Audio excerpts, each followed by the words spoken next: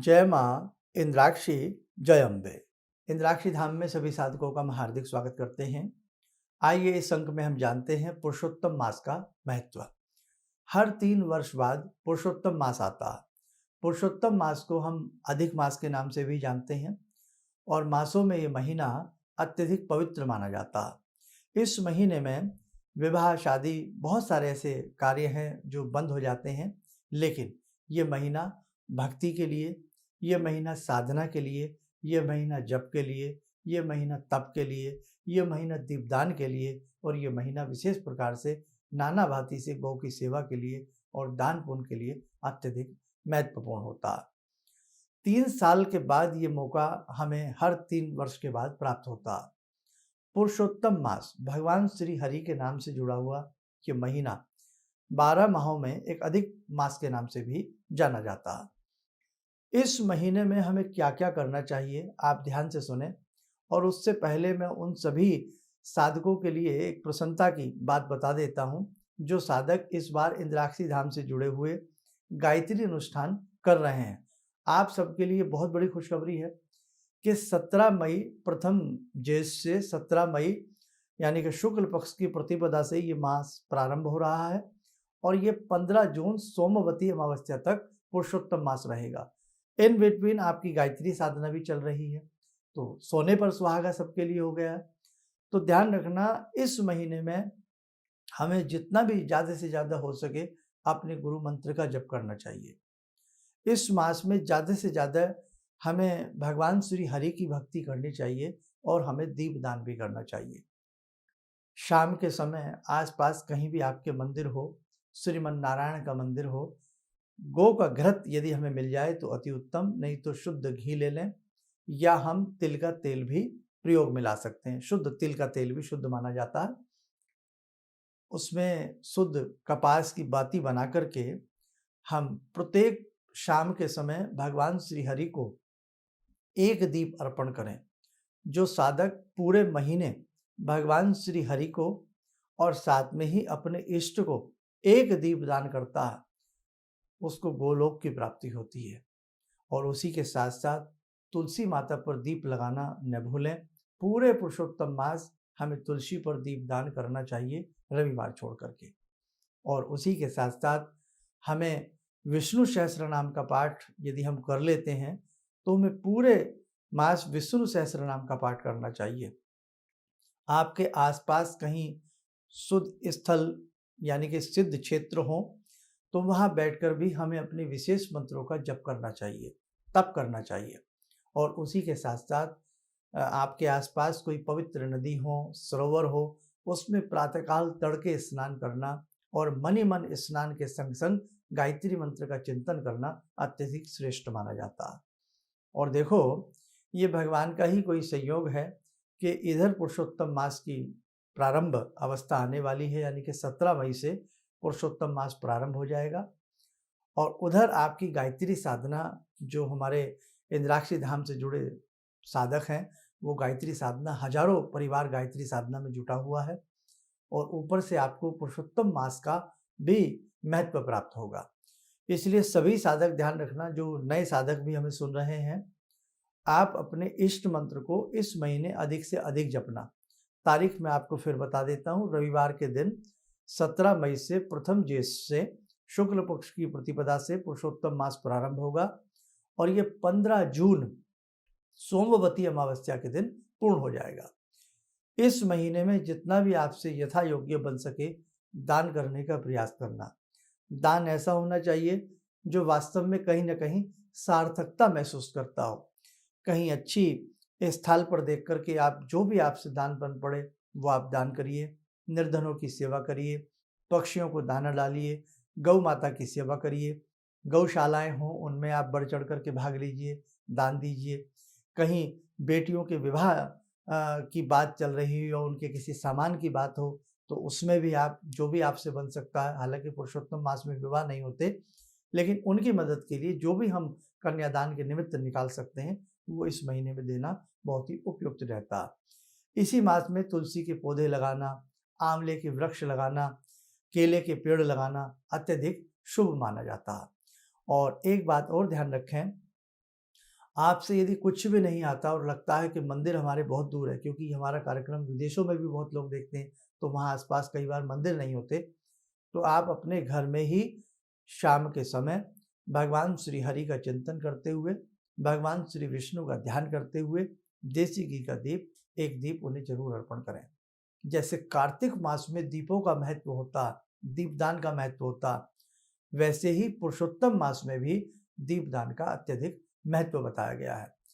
पुरुषोत्तम मास में यहाँ तक भी हमने देखा है कि ऐसे-ऐसे साधक हमने देखे हैं, सवा-सवा लाख दीप बत्तियों का, सवा लाख बत्तियाँ बना कर के, और पूरे पुरुषोत्तम मास में सवा लाख बत्तियों से दीपदान भगवान श्री ऋषिकेश को करते हैं।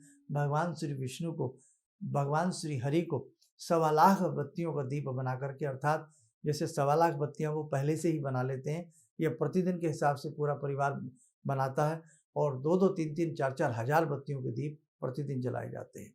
यानी कि एक दीप में कई-कई बत्तियाँ लगा करके प्रज्वलित की जाती हैं, पतली-पतली बत्तियाँ बटी जाती हैं। तो ध्यान रखना, कभी अब 3 साल बाद ये मौका फिर मिलेगा। तो जो साधक पुरुषोत्तम मास में सवा लाख बत्तियों से दीपक बना करके भगवान श्री हरि को अर्पण करता है, जन्म जन्मांतर तक के उस व्यक्ति के पाप नष्ट होते हैं, कषाय कल्मष नष्ट होते हैं, और वास्तव में श्री हरि की सेवा करते करते वो साधक वैकुंठवासी होता है और गोलोक वासी होता है। तो ध्यान रखना, ये महीना मामूली महीना नहीं है। इस महीने में जितना भी आप जप तप चिंतन दान पुण्य जितना भी आप करेंगे उतना ही श्रेष्ठ रहता।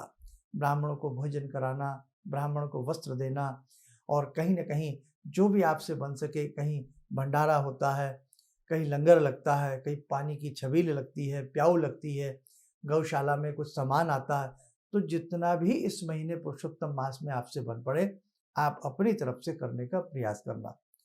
अक्षय तृतीया पर जो दान पुण्य दिया जाता है वो कभी समाप्त नहीं होता, उसकी महिमा कभी नष्ट नहीं होती।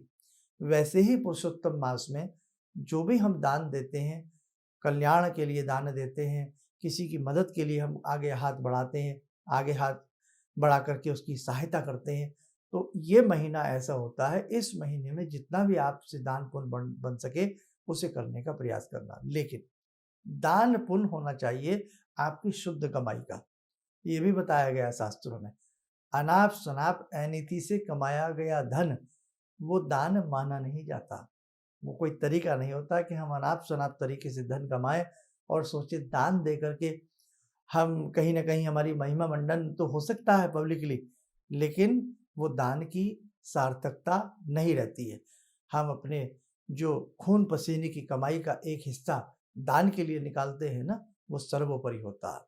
कहते हैं हम 4 रोटी की भूख है और 1 रोटी उसमें से हम किसी को खिला दें तो वो बहुत बड़ी बात मानी जाती है। इसलिए ध्यान रखना, दान का अर्थ ये नहीं कि कैसे ही मर्जी कमा लो और दान दे दो। दान का अर्थ है जो आपकी मेहनत की कमाई है, आपकी कड़ी मेहनत की कमाई है, उस कमाई में से जो भी हम दान देते हैं वो अक्षय हो जाता है। उस दान की महिमा कभी नष्ट नहीं होती। और भगवान श्री हरि के नाम पर ही ये महीना होता है, पुरुषोत्तम मास होता है, और इस महीने में सूर्य की संक्रांति भी उतना महत्व नहीं रखती है। और एक ध्यान और रखें, आपने कहीं से कोई गुरु बनाए हैं, आपने कहीं से भी दीक्षा ली है, तो इस महीने में अपने गुरु मंत्र को अधिक से अधिक जपना। इस मास में गायत्री मंत्र को अधिक से अधिक जपना। इस मास में गौ माता की सेवा अधिक से अधिक करना। और इस मास में जो भी हमसे दान पुण्य बन पड़े, वस्त्र से, धन से, मन से, तन से, जो भी हमसे कुछ सेवा बन सके उसे करने का प्रयास जरूर करना। और कम से कम आम साधक जो भी हमें सुन रहे हैं उनसे ज़्यादा ना हो सके तो विष्णु जी के 108 नाम, यानी कि विष्णु अष्टोत्तर नामावली या विष्णु सहस्त्र नाम का एक पाठ प्रतिदिन शाम को हो जाए, और एक दीप भगवान श्री हरि के निमित्त, एक दीप आपके इष्ट के निमित्त हो जाए तो सोने पे सुहागा। आसपास कहीं पीपल के पेड़ हों, केले के पेड़ हों, आंवले के पेड़ हों, वेल वृक्ष हों, सागर के तट हों या किसी पवित्र नदी के तट हों, किनारे हों, ऐसे पोखर हों, तालाब हों, वहाँ पर संध्या के समय दीपदान करना भी इस महीने में अति उत्तम बताया गया है। और उसी के साथ साथ मैं तो फिर पुनः उसी बात को कहूँगा कि हम सब कितने सौभाग्यशाली हैं कि हम जो भी साधक गायत्री मंत्र की 14 माला इस महीने आपको बताई गई थी ना करने के लिए 45 दिन के लिए, तो कितने सौभाग्य की बात है कि 14 माला जो भी साधक प्रतिदिन कर रहे हैं। और देखो ये कब तक रहेगी आपको हमने बता ही दिया है, ये आपकी सोमवती अमावस्या तक 15 जून तक पुरुषोत्तम मास रहेगा और तभी तक आपका ये मंत्र जप चल रहा है। तो ये बड़ी उपलब्धि भगवान की कृपा से ही सब प्राप्त होती है, इसलिए आपको इस साधना से पहले से ही जोड़ा गया है। और हम नए साधकों के लिए बता देते हैं, नए साधक भी यदि इस साधना से जुड़ना चाहते हैं तो आपसे ज़्यादा ना हो तो कम से कम 3 माला या 15 मिनट आप प्रातःकाल गायत्री मंत्र जरूर करिए। और एक चीज़ आप सभी से और जरूर कहेंगे, 15 जून को सोमवती अमावस्या में एक विशेष पूजन भगवती गायत्री का है।